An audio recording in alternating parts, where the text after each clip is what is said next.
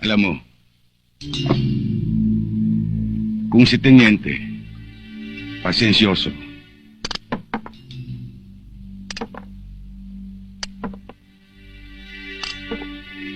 ako, maiksi ang PC ko. Hoy, huwag mo akong paandaran yan, ha?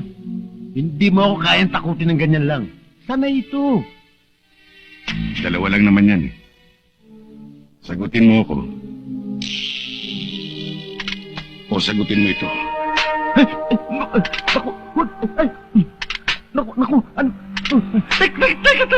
Teka. Baka matapat sa may bala. Baka ito lang ng demonyo yan. Pumutok. Yan ang hindi mo na malalaman. Sabihin mo, sasagutin ko. May boses na ako. Paupo ka. Dito ka kumanta.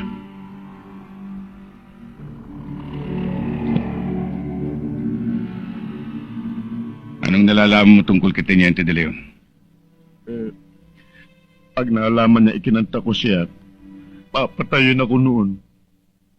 Baka maunahan ko siya.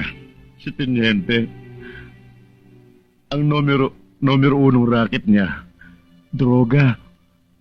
Siya pa nga mismo ang kolektor sa kita ng 3 bagsakan ito. Sa underpass, sa loob ng palengke ng Quiapo, at kadalasan, doon sa isang parking lot doon sa may sinesa may recto.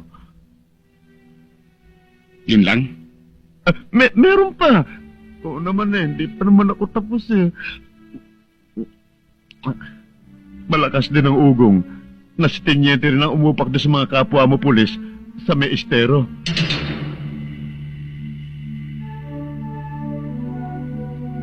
Ngayon, kung gusto mong malaman ng tungkol sa pangungutong niya, sasabihin ko na rin kahit barya-barya lang. Naku, sa ginawa kong pagkantang ito, siguro hindi na ako dapat magtagal sa lugar nito. Ako na lamang ang babalik sa probinsya na